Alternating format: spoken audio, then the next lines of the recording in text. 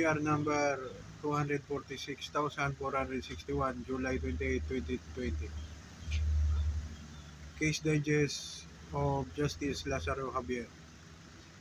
People of the Philippines Plaintiff Appellee versus Rosendo Llano, Llano. Accused Appealant.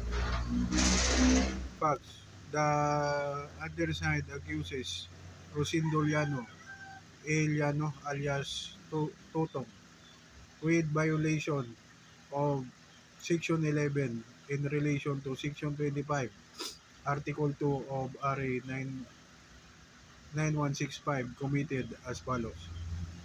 That on or about July 1, 2016, in Balanga City, Bataan, Philippines, and within the jurisdiction of this Honorable Court, the accused not being authorized by law did then and there willfully have in his possession, custody, and control to itself a transparent plastic sachet containing methamphetamine hydrochloride, commonly known as shabu, a dangerous drug weighing 0.0951 grams, and that the accused was found positive for the use of methamphetamine, a dangerous drug, after the screening and confirmatory test on the urine sample taken from him. Contrary to law. Issue. Did the Court of Appeals err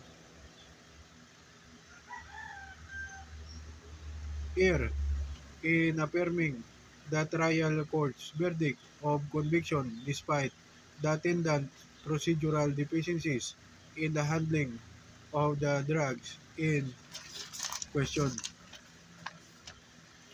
Conclusion. Section 21 of RA 9165 requires that police operatives must mark, inventory, and photograph the seized items immediately after seizure or confiscation to maintain the integrity of the confiscated drugs to be used as evidence.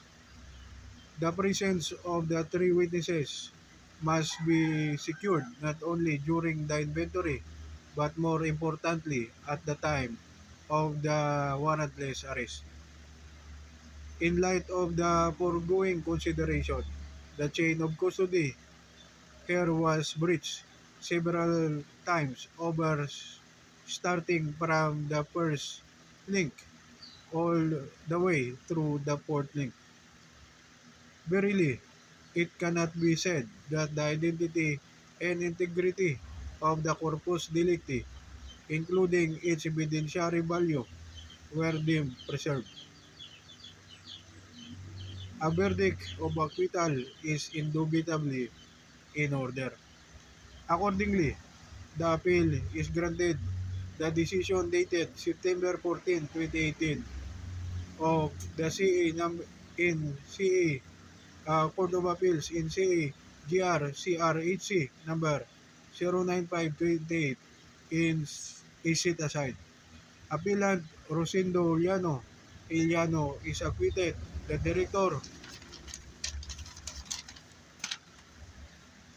of the Bureau of Correction, Muntinlupa City, is ordered to immediately release appellant from custody unless he is being held for some other lawful cause, and be submit his report on the action taken within 5 days from notice.